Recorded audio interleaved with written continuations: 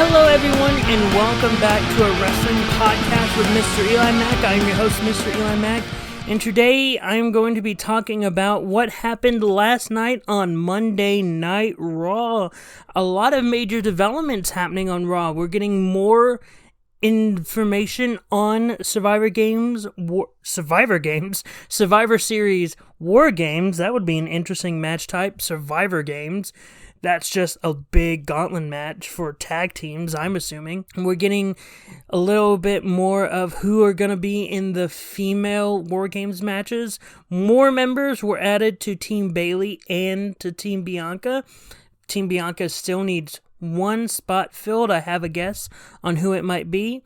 But also, we got a massive development with Austin Theory. Yeah, Austin Theory finally showing sort of like a meaner streak, a more aggressive side to his character, and very much last week was the catalyst for it, and it's a major growth to his character. It's something that I think a lot of people have been wanting to see, not the selfie, cocky, arrogant, A-Town down person. No, we're seeing a more aggressive, like, ruthless aggression. I hate to say that because that was a few eras ago, but we're seeing a ruthless aggression era type Austin Theory, and it's very interesting to see Austin Theory have this type of development in his character. It's shocking that this is a development that took this long just to get, but then again, like,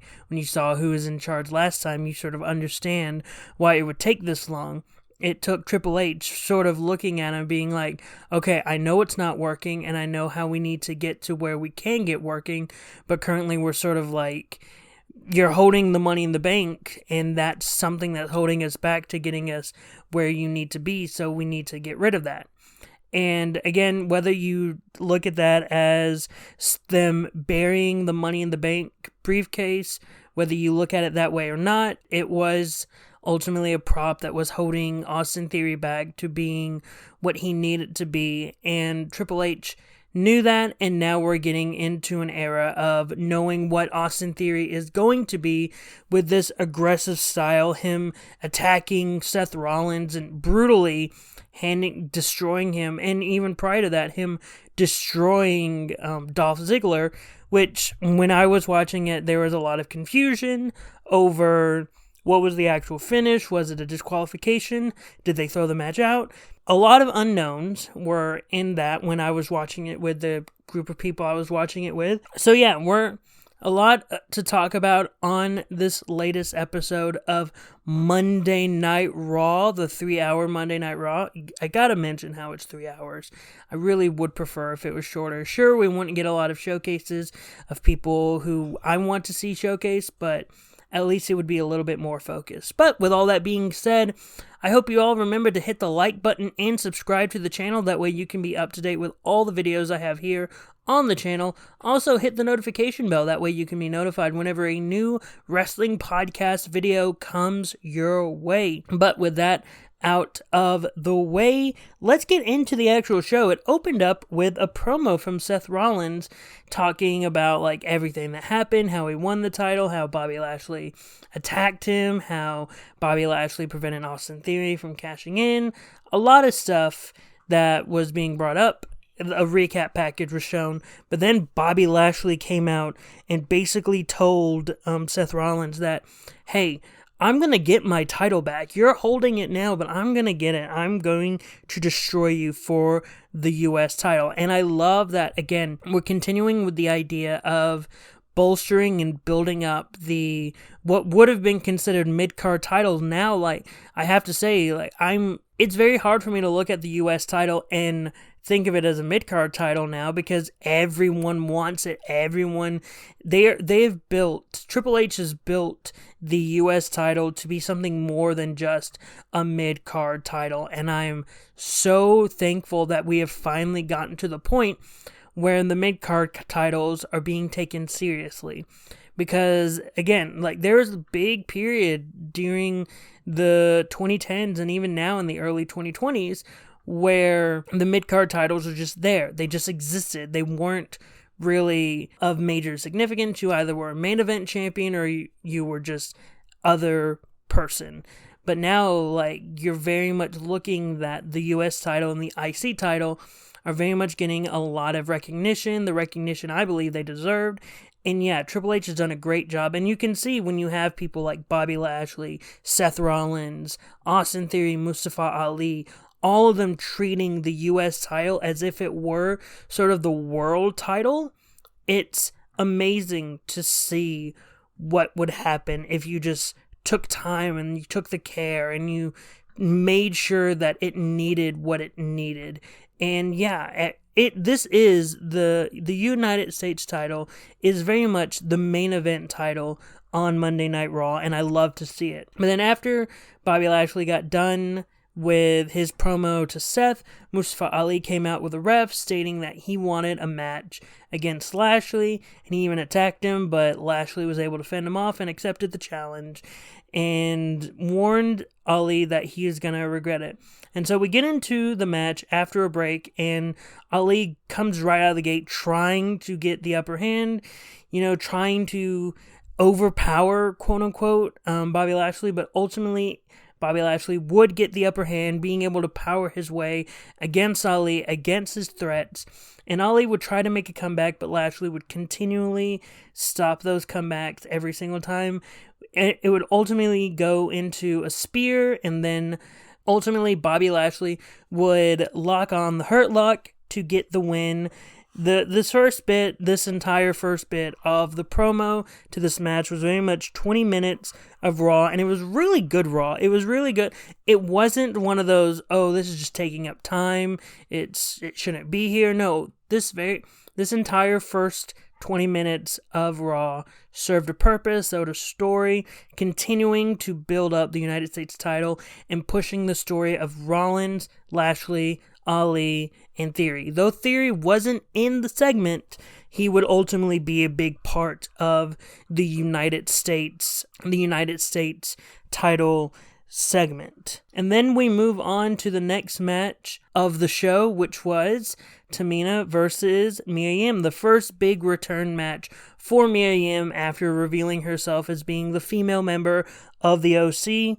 It was pretty well. There was a lot of distractions from Rhea Ripley and Dominic Mysterio since they were outside of the ring and they were watching it. There was even, I want to say there was a promo beforehand of them, like of Mia Yim basically saying how she's happy to be back in WWE, how she's happy to be with the OC, and how she's looking forward to like putting the boots to Rhea Ripley basically. And ultimately, Mia Yim was able to get the win after hitting the Eat Defeat. And again, it was a short match. There wasn't a lot of great chemistry in it, but again, I look at it as a match just to get Mia Yim back in front of the WWE audience. It didn't need to be pretty. It didn't need to be a show stealer. It just needed to be a match to be like, hey everyone, Mia Yim is back. She's a great wrestler. This is how great she is. I hope you all realize why the OC has her in their corner and has her in the group. And it also helps push the Rhea Ripley versus Mia Yim story, which I am so glad that this is the storyline of Mia Yim, for Mia Yim to have coming back, going up against Rhea Ripley. Rhea is such a great talent. I love her so much. She's great in the ring. She's a great character. And I'm glad that they're giving Mia this sort of big push against a competitor like Rhea Ripley. It was great. Yeah, it was great. And next we had Chad Gable versus Matt Riddle. Again, great match. You put those two in the ring together and it's going to be a great match because both of them are technically sound. Chad Gable especially, what I really wish that Triple H eventually does is that he looks at Chad Gable and realizes oh, we could have a Kurt Angle on our hands with Chad Gable. He can do the comedy. He can do great promos. He's great in the ring. We just need to give him the 3 I's: intensity, integrity, and keep on forgetting what the third eye is that Kurt Angle had when he was doing the three eyes of Kurt Angle thing. But I really do legitimately think that if given the opportunity, Chad Gable could be a Kurt Angle level star and even be sort of a main event level star where we put him where he can be in the main event of WrestleMania and everyone's like, oh yeah, this is going to be the best match on the card because because Chad Gable is in the match. Like I'm waiting for that moment. Again, it was very technical exchange. Like I was very happy with everything that was happening in the match. Elias wasn't on the show, and that was a bit of a shocker since the big thing is Elias and Riddle versus Alpha Academy right now.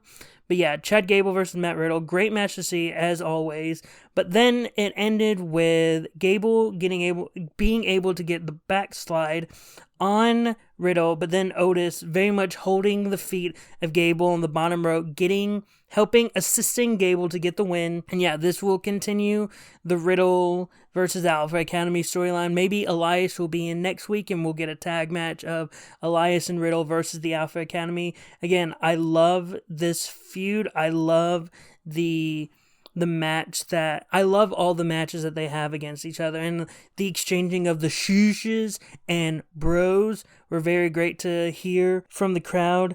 And yeah, I'm loving that the Triple H era right now is taking characters and wrestlers that weren't getting a lot of opportunities and not getting a lot of chances and pushing them to like make a forefront of sorts. And I know a lot of people will tell me like, oh, the Alpha Academy were always a big stay because Vince McMahon like loved the comedy that they had. And like, yeah, but we didn't really get a lot of opportunities to see them wrestle great matches. And so seeing them being able to get those moments is great. I do hope, honestly, I hope after this feud, and like I really want Alpha Academy to get the win in this feud. I really hope that they give Chad Gable a chance to wrestle for the United States title. And I really want Chad Gable to win the US title. I want Chad Gable to be someone that people can take seriously as a singles champion. Sure, still have Otis with him. Have Otis be sort of the quote unquote muscle to make sure no one tries anything underhanded.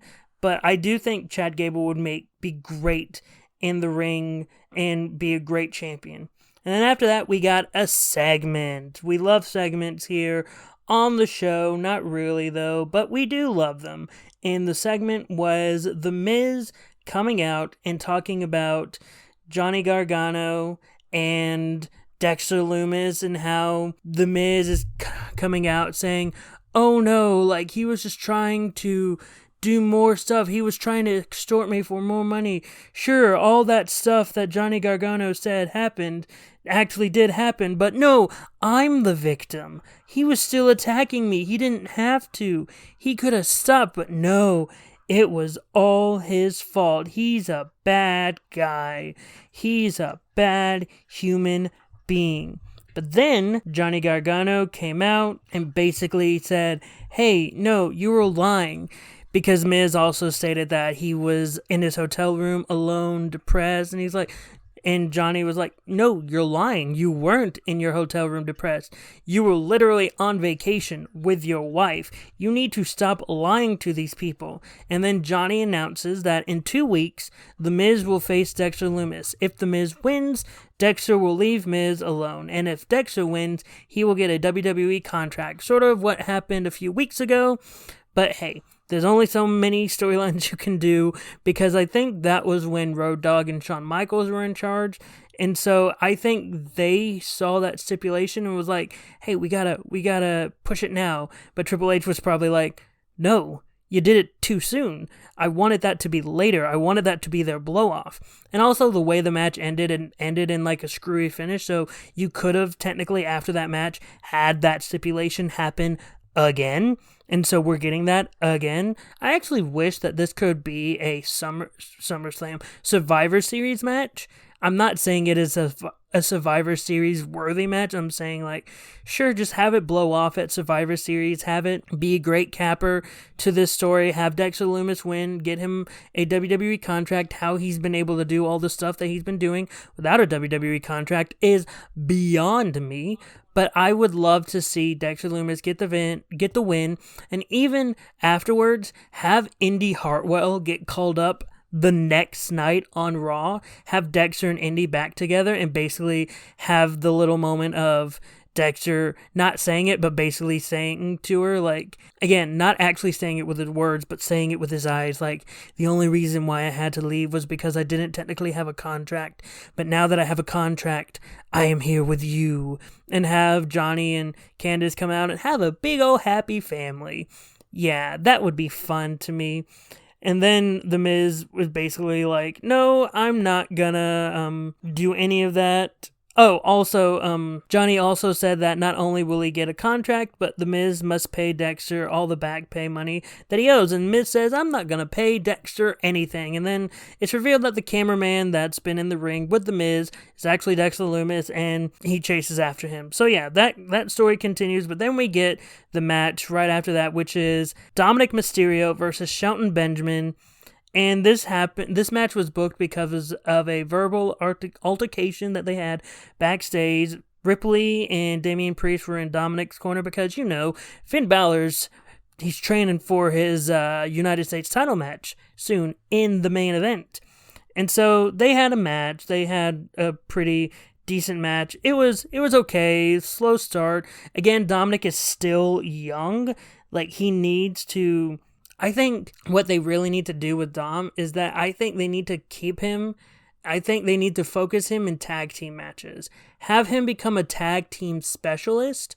Sure, like having him get singles matches with people like Shelton Benjamin who can make you look like $100, because that is what Shelton Benjamin did. He made Dominic look like $100.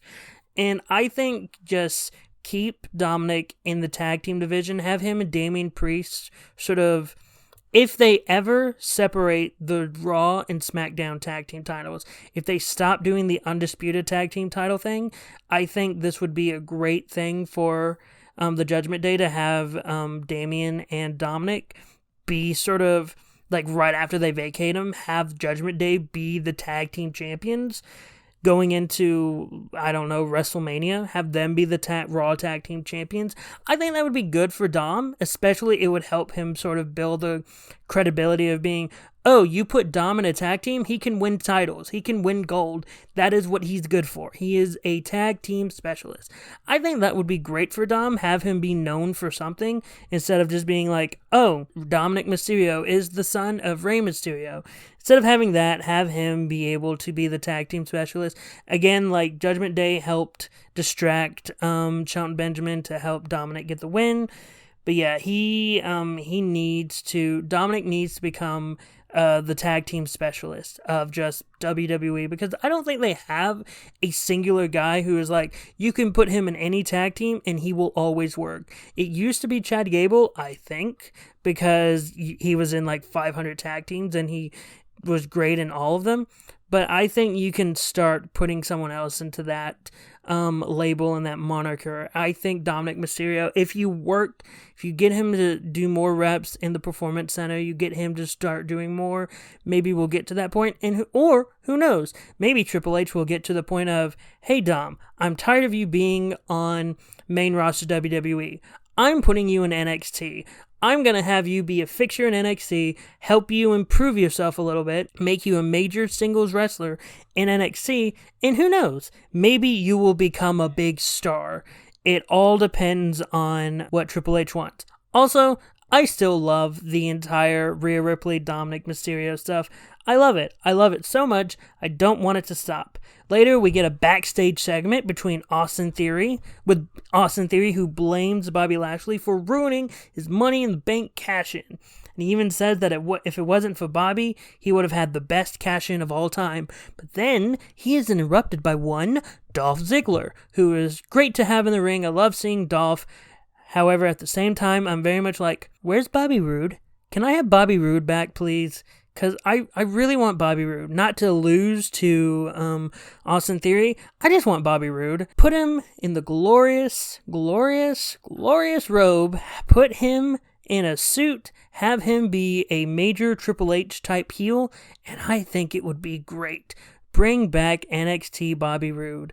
That is just my thoughts on it. But Dolph Ziggler interrupted the interview saying that Theory had the worst cash-in and that he, Dolph Ziggler, had the greatest cash-in, and points out that he gave Theory advice in the past, but his ego wouldn't listen to him. And so Theory later, because of that, challenges Ziggler to a match.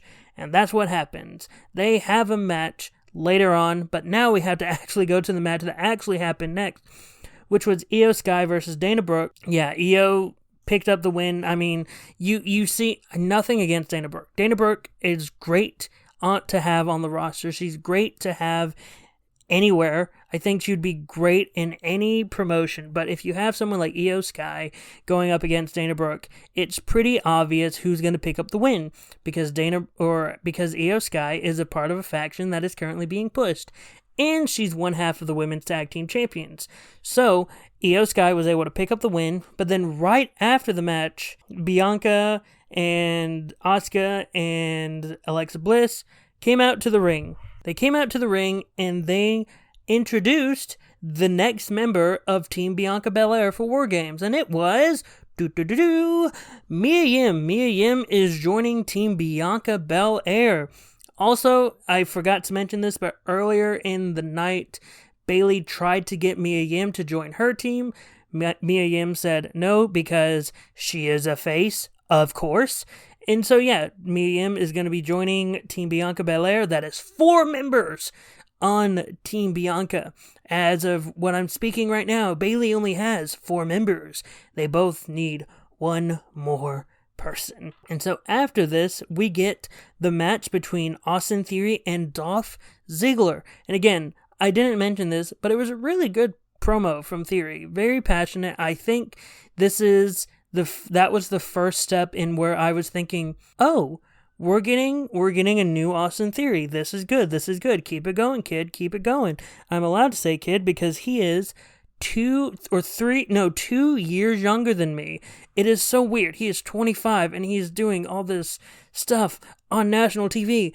I'm 27 and I'm stuck behind a microphone. But anyway, I love it. But anyway, we get our match between Austin Theory and Dolph Ziggler, and it's a really great fight. It is really, you see the intensity in Austin Theory. You see that newness in Austin Theory. And you see that Triple H is trying to add more to his character. And then ultimately, it's just Theory destroying Ziggler. He is ripping him apart, trying to do everything he can to just destroy Ziggler. And ultimately, Dolph Ziggler is able to defeat Austin Theory by disqualification after Theory just continues to attack, takes the ring steps. I want to say he even takes the chairs. I can't remember because it was last night. He just destroyed him with anything he could grab his hands onto.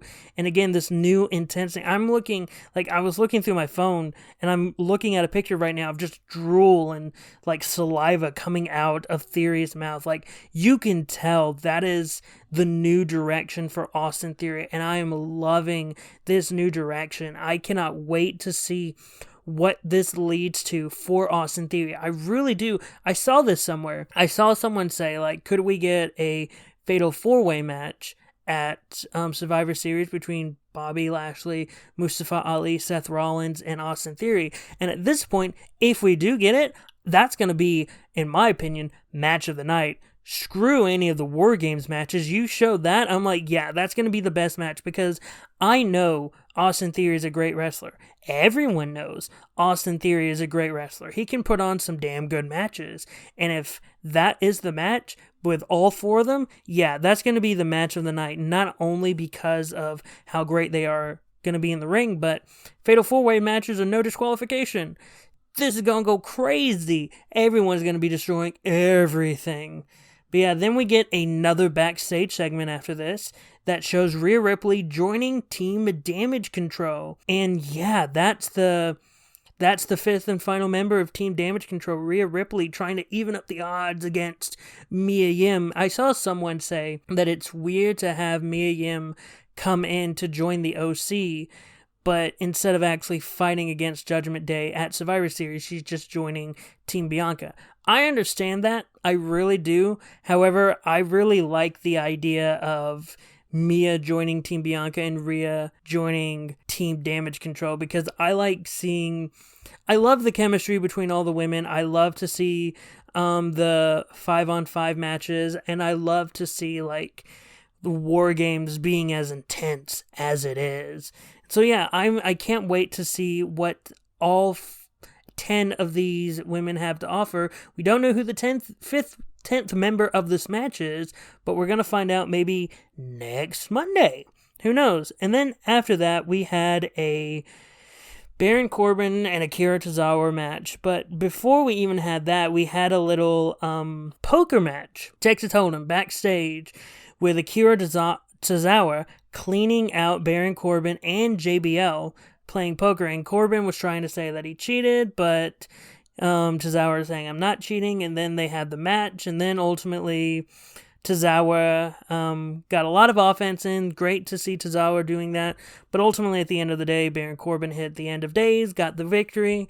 I hated that Baron Corbin is sort of going in this direction. I don't know how Baron Corbin feels about being with JBL right now. Sure, JBL, wrestling legend. I don't agree with a lot of the politics of JBL, and I'm like trying to separate that and all, but also not even just the politics. Like, I've heard a lot of the backstage stories of JBL being a bully and stuff like that, and I'm like, I don't know if I were a heel and someone suggested to me, hey Eli, we want to put you with JBL. I would be very much like, can you put me with someone else? Does it have to be JBL? I understand he's a wrestling legend, but can we put him with someone else? And yeah, I think that Baron Corbin, sure, I think he's gaining a lot of knowledge with being with JBL on how to like not properly be a heel, but you know what I'm trying to say. Just the heel tactics that JBL has been able to do over the years, and so who knows? Maybe this is actually good for him. I feel like I remember hearing, I think, or it might have been someone making the joke in a chat I was watching, saying that Baron Corbin is the new NFT champion. And I was like, that's hilarious. If that is a real thing and they're saying, Baron Corbin is going to be the NFT champion, I'm like, that's hilarious. I would love that to be a major thing. But also, I forgot to mention this, but it was still in my head. I really want Tozawa to get out of the ninja garb. I want him to go back to his actual ring gear that he had in 205 Live, because I think we've gotten to the point where, again, now that Vince is gone, we don't need that ring gear, that ninja ring gear anymore. We've gotten to the point where I think that is outdated, and I really think that Triple H really needs to find a way to change his gear. Like, put him back in his 205 Live gear. That gear looked great. It looked stunning, and I would love to see it come back. But we also, before we get into our main event, they announced a match set for Survivor Series, and it is the one-on-one match of AJ Styles versus Finn Balor, and I'm loving to see that we're finally getting that singles match at Survivor Series. That is definitely a Survivor Series level match. You know, if Finn Balor would have won this match, it could have been for the US title. He didn't though, but who knows? Well, I'm just looking forward to the match between AJ and Finn Balor. I'm loving that this feud has gotten to the point where we can finally get that singles match, even out the odds. Hopefully it is before the women's War Games match. That way we can get this match, and then right after that, go straight into the women getting into the cage to fight each other. Yeah, I'm looking forward to the AJ Styles versus Finn Balor match. We also got the rules for War Games, like what exactly the War Games match is and what it's going to be. And yeah, I think if you're a big wrestling fan, you already know the rules for War Games because of NXT and because of WCW. You know the rules of War Games if you are a massive wrestling fan. However, if you're someone that just watches WWE casually, great reminder and a great way for you to learn the actual rules of War Games.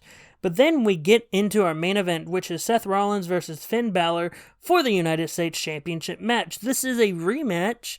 I don't remember when the last time they fought one-on-one, but again, for a title, this is sort of, and they made this a big point of making this a match that is hearkening back to their Universal Championship match. And because I remember Finn Balor, I think in the promo last week, said, hey, I'm going to make sure you hurt my shoulder. Guess what? I'm going to hurt yours. And so, yeah, that was a big point of the match. And again, it's so great to see two people who are great at wrestling wrestle each other.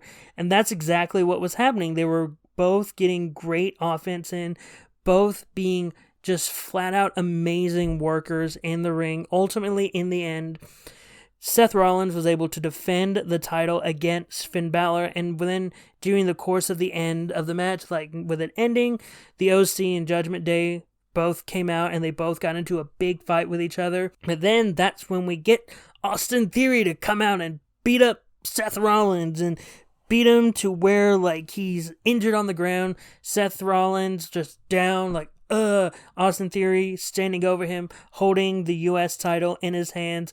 And that is how Raw ended. And I didn't mention this up top, but I'm going to mention it now.